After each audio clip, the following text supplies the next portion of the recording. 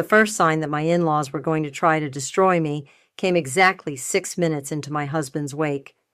I was standing next to Ellis's closed casket, accepting condolences from guests, when my father-in-law materialized beside me clutching a manila envelope.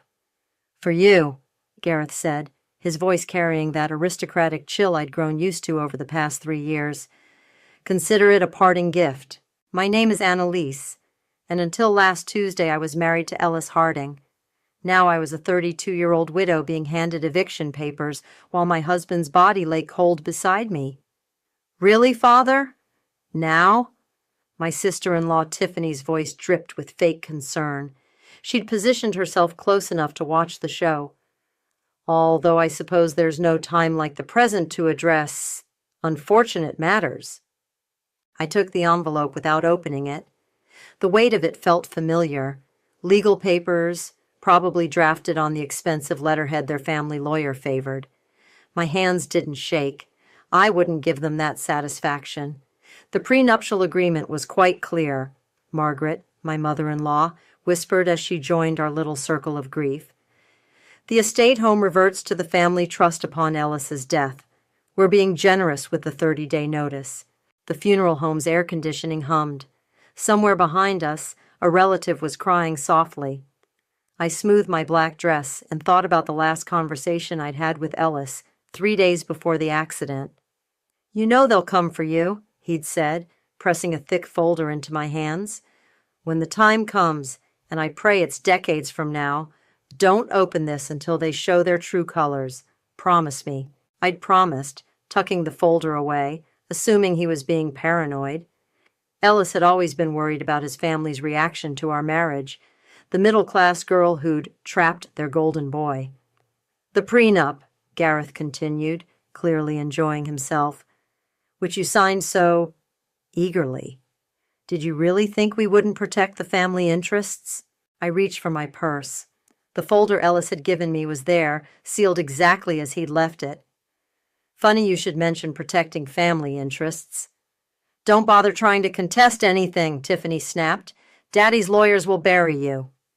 I placed the folder on a nearby table, breaking the seal with deliberate slowness.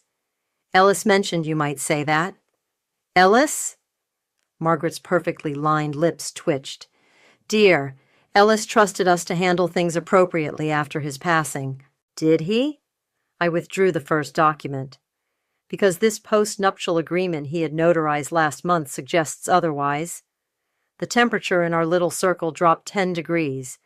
Gareth's face went from smug to stone. "What post-nuptial agreement?" he demanded. "The one invalidating the prenup." I held up the paper, Ellis's bold signature clearly visible at the bottom.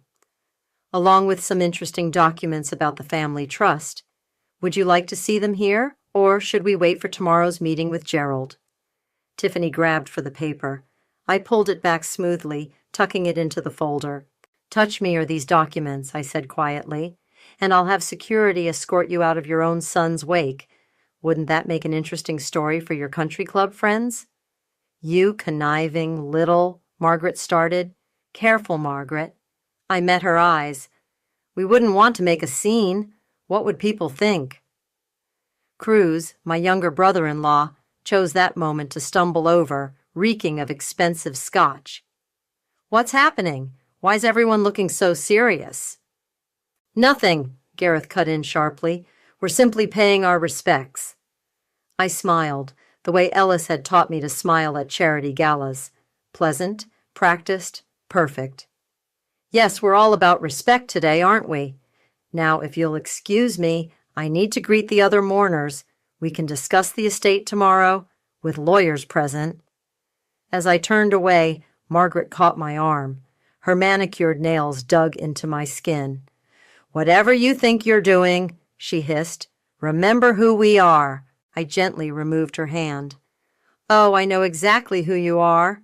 Ellis made sure of that." I patted the folder. "And thanks to him, I finally have proof." Walking away, I could feel their stares burning into my back. The folder under my arm felt heavy with secrets, with power, with Ellis's final gift to me, the truth about his family. I touched the casket as I passed, my fingers trailing along the polished wood. "Game on, my love," I whispered, "just like you planned." The envelope Gareth had handed me, his attempt at eviction, was still unopened. I dropped it in a trash can on my way to greet the next group of mourners. I wouldn't be needing it. After all, I had something much better: ammunition. As you can see, the postnuptial agreement is quite thorough. Gerald Sherman's voice wavered slightly as he spread the documents across his mahogany conference table. Mr. Harding was very specific about his wishes. 24 hours after the wake, we sat in the family lawyer's office. The Hardings had arrived expecting to formalize my eviction. Instead, they were watching their control slip away, one legal document at a time. "This is absurd," Gareth slammed his fist on the table. "Ellis would never—" "But he did," I interrupted, sliding forward a notarized deed. "The estate house, the summer property in Martha's Vineyard, and 30% of the family trust's liquid assets, all transferred to me, legally and irrevocably." "You manipulated him," Tiffany spat. "Convinced him when he was vulnerable." "The documents were drafted and signed 3 months ago," Gerald cut in, unable to meet Gareth's glare. Mr. Harding was in perfect health and sound mind. My best friend Nicole, who I'd brought as my witness, sat quietly taking notes. She'd known Ellis too, had seen how his family's manipulation had worn him down over the years. "There must be some mistake in the asset inventory," Margaret said, her voice honey-sweet but her eyes cold. "Several key properties are missing." I caught the quick glance between Gareth and Cruz. "Interesting. You mean like the warehouse complex in Boston?" I asked innocently. "Or the offshore accounts Ellis mentioned in his letter?" Cruz choked on his water. "What letter?" I pulled out Ellis's handwritten pages, watching their faces carefully. He left quite detailed notes about certain financial irregularities, particularly regarding the Hardy Foundation's charitable donations. "That's enough!" Gareth stood up so quickly his chair toppled backward. "Gerald, this meeting is over. We'll be contesting everything." "Contest away," I said calmly. "But while you do, I'll remain in control of the estate house. The post-nup is already filed with the court." "You gold-digging bitch," Tiffany hissed. "You think you can just—" "Actually," Nicole spoke up, her lawyer voice in full effect, "she can. And if you continue with that language, we'll add harassment to the record." Margaret's perfect composure finally cracked.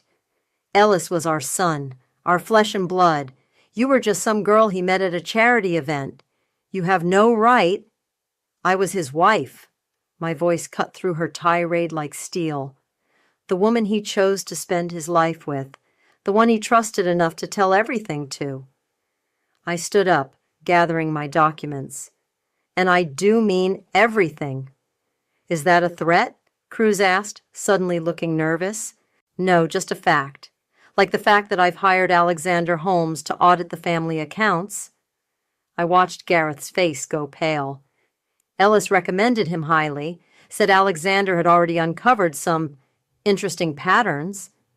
"You're bluffing," Gareth said, but his voice lacked conviction. I pulled out my phone, showing them Alexander's text confirming our afternoon appointment. "Would you like to bet your reputation on that?" Gerald cleared his throat.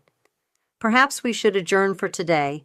The post-nuptial agreement will need to go through probate, but in the meantime, Mrs. Harding retains control of the specified properties."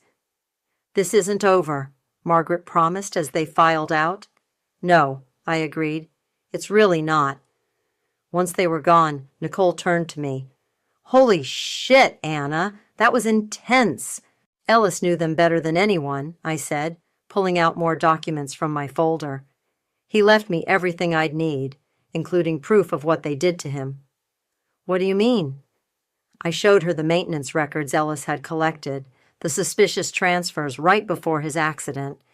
"Help me go through these? There's something here, something bigger than just missing assets." Nicole's eyes widened as she scanned the papers. "Anna, these dates. The brake inspection report looks altered." "I know." I touched Ellis's signature on the post-nup, remembering his words. Don't open this until they show their true colors. That's why we're meeting Alexander. Ellis hired him months ago to investigate his family. Now I'm hiring him to finish the job. They're going to fight back hard, Nicole warned. I thought about the eviction papers at the wake, about years of snide comments and barely veiled threats, about Ellis trying to break free from their control, dying in a car crash just weeks after changing his will. Let them fight, I said, staring out Gerald's window at the Boston skyline. Ellis left me the weapons I need, and unlike them, I have nothing left to lose. Nicole squeezed my hand. What's our next move? I pulled out one final document, a list of properties in Cruz's name, purchased with money that should have been in the family trust. We start pulling threads, and we don't stop until the whole thing unravels. The game was on, and I intended to play it exactly as Ellis had planned, right down to the last devastating move. 2 weeks before his death, Ellis tried to change his will. Alexander's gravelly voice filled my kitchen as he spread photographs across the island counter. The paperwork was drafted, but never filed. I stared at the images, documents scattered across a desk, Ellis's signature clearly visible. How did you get these? Gerald Sherman's assistant. She kept copies of everything. Alexander tapped one photo. Notice the date stamp? The day after this, Gerald suddenly took a 2-week vacation. When he came back, the will changes were gone. Nicole, who'd been examining the photos, looked up sharply. Gone as in?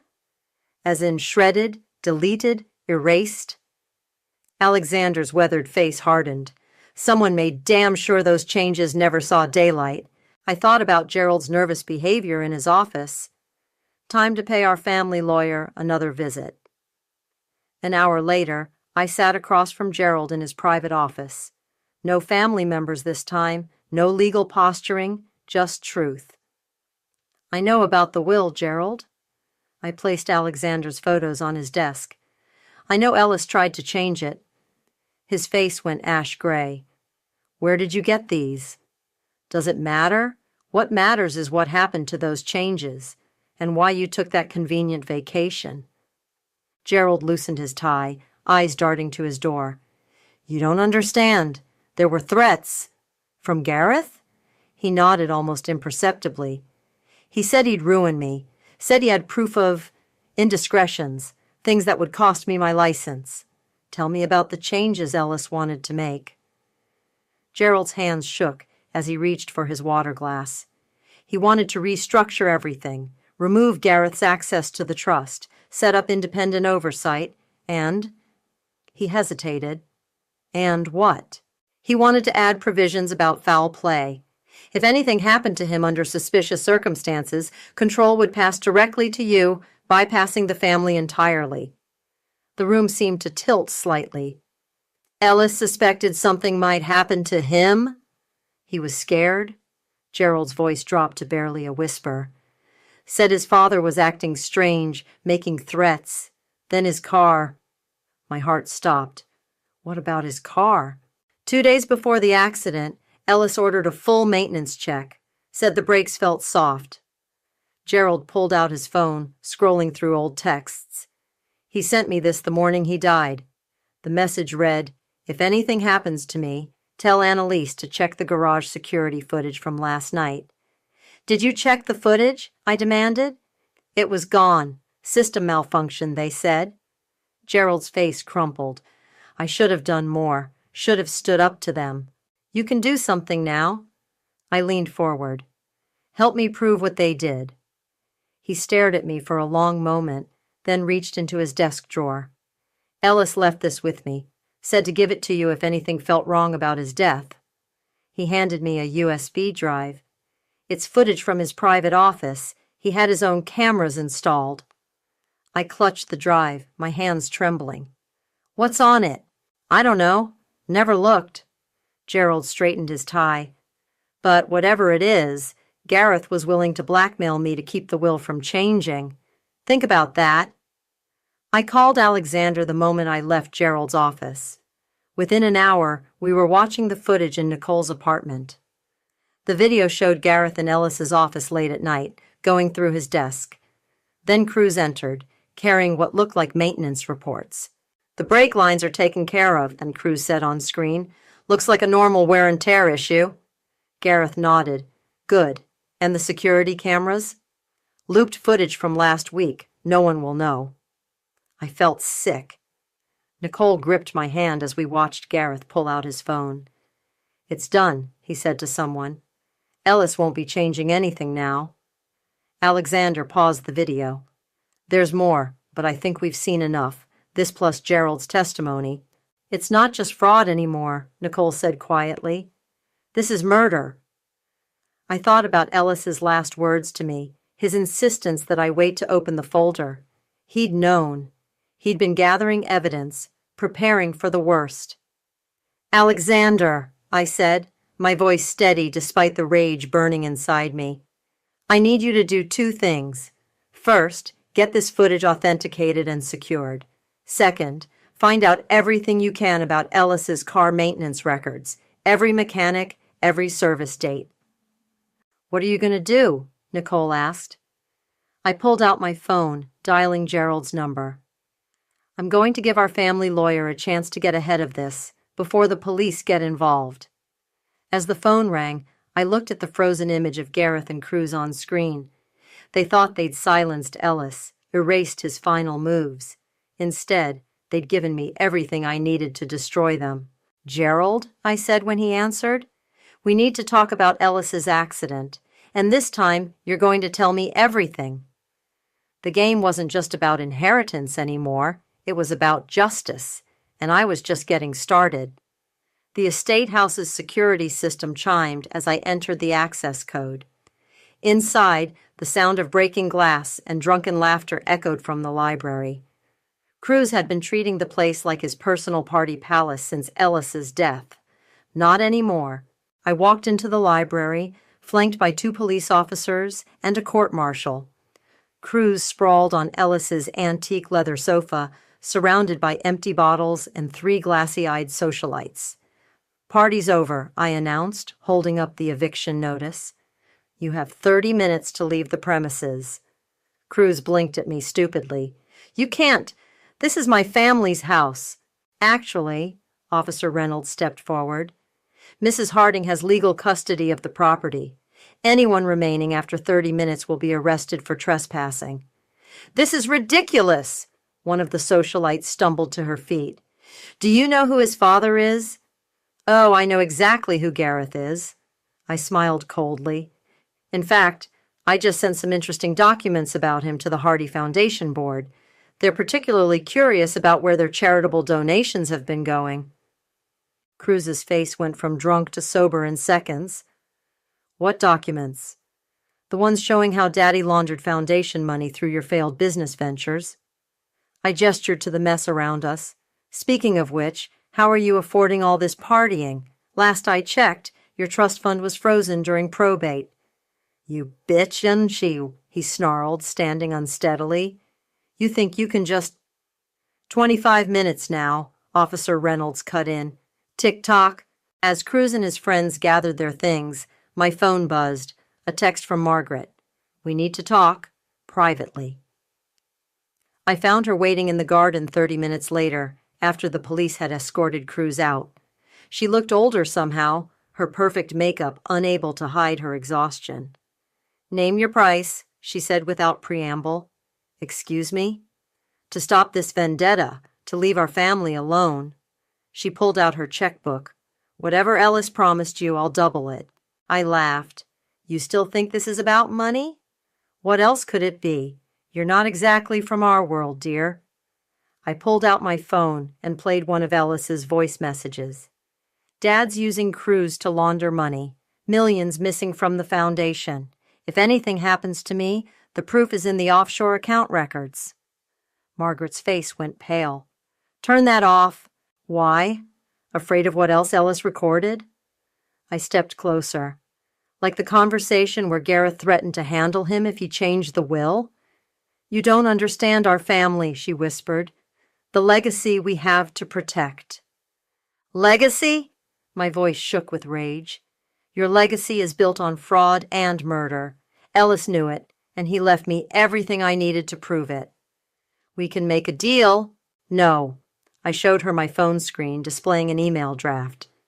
This goes to the FBI in an hour. Complete records of Gareth's embezzlement, Cruz's money laundering, and evidence of Ellis's murder. Unless... Her eyes narrowed. Unless what? Confess. Tell me everything. Why Ellis really died. Margaret sank onto a garden bench, her composure finally cracking. Gareth was losing control. The foundation's donors were asking questions. Ellis threatened to expose everything. So Gareth had him killed. He said it would look like an accident. Her voice was barely audible. Cruz handled the details. I didn't know until after. I pressed record on my phone, letting her words capture clearly. And the will changes? Gareth blackmailed Gerald, said he'd expose some scandal from law school. She looked up at me, suddenly seeming small. Ellis was right about everything, about all of us. Yes, he was. I stopped the recording. The FBI will have this by morning, along with everything else. Please, she reached for my arm. We can work something out. Money, properties, anything. I pulled away. Ellis was your son. He died because of your family's greed. There's no working this out. Then why, she gestured helplessly, why offer me the chance to confess? Because Ellis would have wanted the truth from at least one of you. I turned to leave, then paused. Oh, and Margaret, don't bother warning Gareth. The evidence is already backed up in multiple locations. As I walked away, my phone buzzed again. Alexander. Found something else. Audio file from Ellis's office, day before the accident. Gareth talking about making sure Ellis doesn't need to live forever. I texted back, send it to the FBI. Time to end this. In the estate house, I went to Ellis's study. Everything was exactly as he'd left it. The leather-bound books, the antique desk, the photo of us on our wedding day. He'd known what his family was capable of, had prepared for the worst while hoping for the best. I promised I'd burn it all down, I whispered to his empty chair, and tomorrow it all goes up in flames. The final pieces were in place. By this time tomorrow, the Hardings' carefully constructed world would be ashes, just like Ellis planned. Happy birthday, my love, I whispered, placing fresh roses on Ellis's grave. It should have been his 39th birthday. Instead, I was hosting a different kind of celebration. The private memorial I'd arranged drew people the Hardings had never bothered to know. Ellis's college roommate, his favorite barista, the elderly gardener who'd worked the estate grounds for 30 years. Real people who'd loved the man, not the heir. He used to bring me soup when I was sick, Maria, his former housekeeper, told the small gathering. Not store-bought. He'd make it himself, even though his mother said it wasn't proper for someone of his status. As people shared their stories, my phone vibrated. A text from Alexander. Need to see you. Now. Found something big. I slipped away to meet him in the estate's garden house. His face told me everything. This was worse than we'd imagined. Ellis had a child, he said without preamble, handing me a file. From before he met you, a 5-year-old boy. The world tilted sideways. What? His name is James. The mother is Freya Martin. They had a brief relationship 6 years ago. Alexander spread out documents on the table. Gareth paid her $2 million to keep quiet and stay away. My hands shook as I looked at the photos. A little boy with Ellis's eyes and smile. Did Ellis know? He found out 3 months before he died, started making arrangements to acknowledge James legally. Alexander's voice hardened. That's when Gareth's threats escalated. Because James would be the primary heir, I whispered, even before the new will. Exactly. I found Freya. She's willing to talk. 2 hours later, I sat across from an elegant woman in a quiet cafe. Freya Martin clutched her coffee cup like a lifeline. Ellis came to see us, she said, her voice tight with emotion. Said he couldn't live with the lie anymore, wanted to make things right. What happened? Gareth showed up at my house the next day, said if I ever contacted Ellis again, he'd make sure I lost custody of James completely. She pulled out her phone, showing me threatening texts. But Ellis kept trying, sent letters through a private courier. Do you still have them? She nodded, reaching into her bag. Ellis wrote about you, you know. Said you were different from his family, someone he could trust. The letters were devastating in their honesty. Ellis writing to his son, explaining why he had to stay away, promising to make things right. The final letter was dated 3 days before his death. He was going to announce everything at the next board meeting, Freya said. Acknowledge James publicly, change the inheritance structure. She wiped away tears. Then the accident happened. My phone buzzed. Nicole, FBI just picked up Cruz. Gareth's being brought in for questioning. Freya, I said carefully, would you be willing to testify about the threats, the payoff, everything? Will it help prove they killed him? Yes. She straightened her spine. Then yes, for Ellis, for James. Back at the estate, I found Tiffany waiting in the driveway. She looked wild, mascara streaked down her face. They arrested Cruz, she said. Daddy's being questioned. What did you do? I didn't do anything. Ellis did. I showed her the photo of James. Want to explain why you helped hide your nephew's existence? She staggered back. How did you? Ellis knew everything, Tiffany. The fraud, the threats, his son. He documented it all. I stepped closer. The only question is, how involved were you in his murder? I didn't. She swallowed hard. I just knew they were going to stop him from changing things. I didn't know they'd kill him. But you suspected, and you did nothing. He was going to ruin everything, she screamed. Bring in some random kid, give away our birthright to a bastard and a gold digger. No, I said quietly. He was going to fix what your family broke, and now I'm finishing what he started. My phone buzzed again. Alexander. Gareth's being formally charged. Margaret's agreed to testify against him. It's over, Tiffany, I said. The FBI has everything. The only question is whether you want to get ahead of this or go down with them. She crumpled onto the driveway, sobs racking her body. What do you want from me? The truth. All of it. Starting with the night before Ellis's accident. As Tiffany began to talk, I thought about the little boy in the photo. Ellis's son. Another victim of the Hardings' toxic legacy, but not anymore. Ellis had left me everything I needed to protect his real family, his son, the people who truly loved him, and the truth he died trying to expose. Tomorrow, James would meet his inheritance. Not just the money or the properties, but the story of a father who loved him enough to risk everything. And that was worth more than all the Harding fortune combined. Death, greed, and heirs, the Harding family, scandal, screamed the headline of the Boston Globe. I set the newspaper aside as Gerald Sherman entered the conference room, looking like he hadn't slept in days. The DA wants me to testify, he said, collapsing into a chair. They're offering immunity. Nicole, who'd been reviewing depositions, looked up sharply. Take it, before someone else does. Margaret already has, I added, sliding today's immunity agreement across the table. She's turning state's evidence against Gareth. Gerald's hands trembled as he reached for the document. If I do this, I'll never practice law again. If you don't, you'll practice in prison. The door burst open. Alexander rushed in, laptop in hand. You need to see this, now. He played a video. Gareth in his office, face red with rage, shouting at Ellis. The timestamp showed 3 days before the accident. You ungrateful little bastard, Gareth's voice crackled through the speakers. You think you can just throw away everything I built? For what? Some bastard child and your gold-digging wife?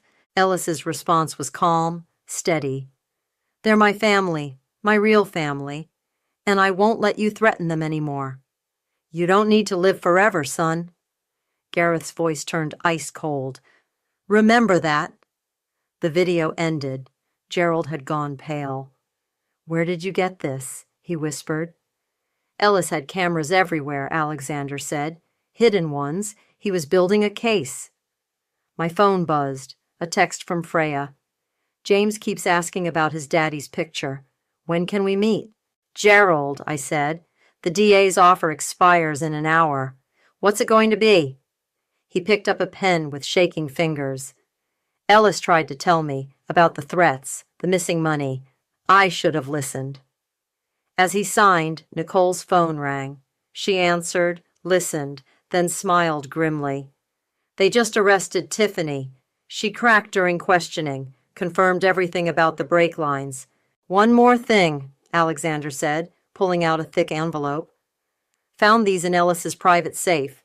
Letters he wrote to James, documenting everything, including his attempts to change the will. I thought of the little boy with Ellis's eyes. Make copies. Send them to the DA. The next few hours were a blur of legal documents and police statements. By evening, the news was everywhere. Gareth arrested for conspiracy to commit murder. Cruz charged with tampering with evidence. Tiffany facing accessory charges. Then Margaret called. You've destroyed us, she said, her voice hollow. No, you did that yourselves. I just exposed it. They're calling us murderers, criminals. Aren't you? A long pause.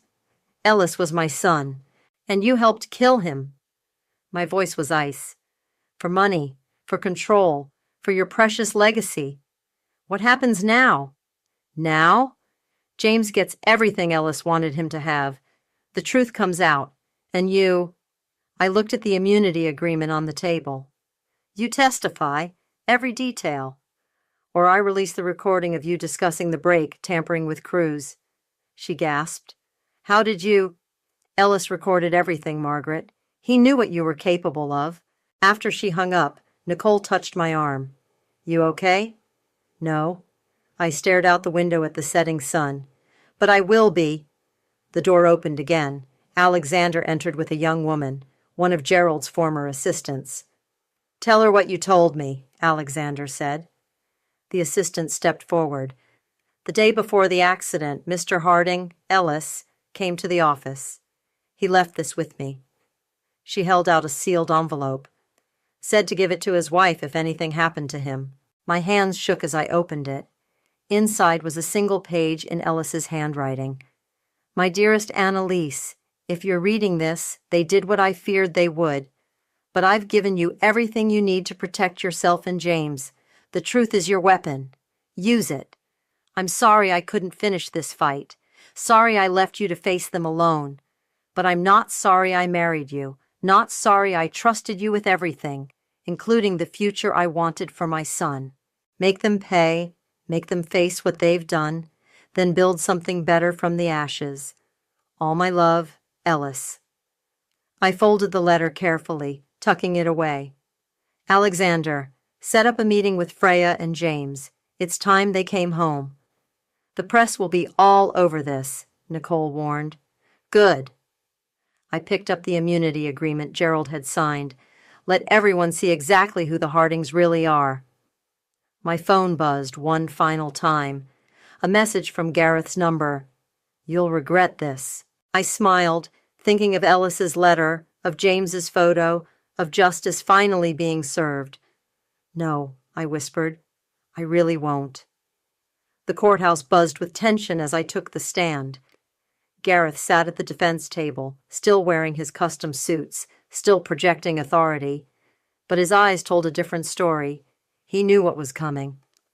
Mrs. Harding, the prosecutor began, please tell the court about the last conversation you had with your husband. Ellis gave me a folder, I said clearly, told me not to open it until his family showed their true colors. And what did that folder contain? Evidence. Financial records showing embezzlement from the Hardy Foundation, recordings of threats made against him, documentation about his son, James, whom Gareth had paid to keep hidden. Gareth's attorney stood. Objection! Speculation about... Overruled, the judge cut in. Continue. I detailed everything: the altered brake records, the missing security footage, Gerald's confession about the will. With each word, Gareth's face grew darker. And this recording, the prosecutor held up a flash drive, was made in Ellis's office 3 days before his death? Yes. Ellis had installed his own hidden cameras after the threats began. They played the video. Gareth's voice filled the courtroom. You don't need to live forever, son. Margaret was next on the stand, her designer outfit replaced by something plainly expensive but subdued. Her immunity deal had broken the case wide open. Yes, she testified, voice trembling. Gareth ordered crews to tamper with the brakes, said it had to look like an accident. And why was this done? Ellis was going to expose everything at the board meeting. The missing millions, his son James, all of it. She wouldn't look at Gareth. We couldn't let that happen. We? The prosecutor pressed. Gareth said it was for the family, for our legacy. Margaret's composure cracked. I let them kill my son for money. During a recess, Nicole found me in the hallway. Tiffany's attorney called. She's ready to allocute. Full confession. And Cruz? Singing like a bird, threw Gareth under every bus he could find. Back in court, Freya testified about the payoff, the threats, Ellis's attempts to reconnect with James. She read from Ellis's letters, his words painting a picture of a father desperate to right his wrongs. The last time I saw him, Freya said, clutching one of the letters, he promised to make everything right. 3 days later, he was dead. The evidence was overwhelming. Financial records showed millions siphoned through shell companies. Security footage revealed Cruz tampering with Ellis's car. Phone records documented the conspiracy. When the verdict came, it was unanimous, guilty on all counts. Before sentencing, the judge said, does the defendant wish to make a statement? Gareth stood slowly. For a moment, he looked every bit his age. Everything I did was to protect what we built. Ellis was going to destroy... He was going to fix it, I interrupted, standing. Tell the truth. Protect his son. That's what really scared you, wasn't it? Not the money, but the truth. He'd be ashamed of you, Gareth spat, destroying his family's name like this. I smiled, remembering Ellis's letter. No, he told me to burn it all down, and that's exactly what I did. The judge's gavel cracked like thunder. Gareth Harding, for the conspiracy to commit murder of your own son, for financial fraud, and for the subsequent cover-up, I sentence you to life imprisonment without possibility of parole. As they led him away, I caught Margaret's eye. She looked broken, empty. Cruz sat slumped in handcuffs, while Tiffany sobbed quietly in the gallery. Outside the courthouse, reporters swarmed. But through the chaos, I saw them, Freya and James, waiting by Alexander's car. Is it over? Freya asked as I approached. Yes. I knelt down to James's level. Hi there, I'm Annalise. I knew your daddy. The little boy smiled Ellis's smile. Mommy says we can live in Daddy's house now. That's right. Would you like that? He nodded enthusiastically. Can I see his books? Mommy says he had lots of books. He did. I stood, taking his small hand. And they're all waiting for you. Nicole appeared at my side. The estate transfer papers are ready. James is officially recognized as Ellis's heir. With you as trustee until he's of age, Freya added, just like Ellis wanted. I watched James studying the courthouse with Ellis's curious eyes. The truth hadn't just destroyed the Hardings' legacy. It had restored it to its rightful heir. Let's go home, I said, squeezing James's hand. Your daddy left us quite a story to tell you. As we walked away, I heard Gareth's last words echo in my head. He'd be ashamed of you. No, I thought. Ellis would be proud. Proud that the truth had finally won. Proud that his son was home. Proud that justice, though delayed, had finally been served, and somewhere I hoped he was smiling. The estate library smelled of old books and fresh coffee, as James curled up in Ellis's favorite reading chair, completely absorbed in Treasure Island, the same copy his father had loved at his age. Through the window, autumn leaves danced across the garden, where Freya was planting bulbs for spring. Just like Ellis, Nicole said, watching James.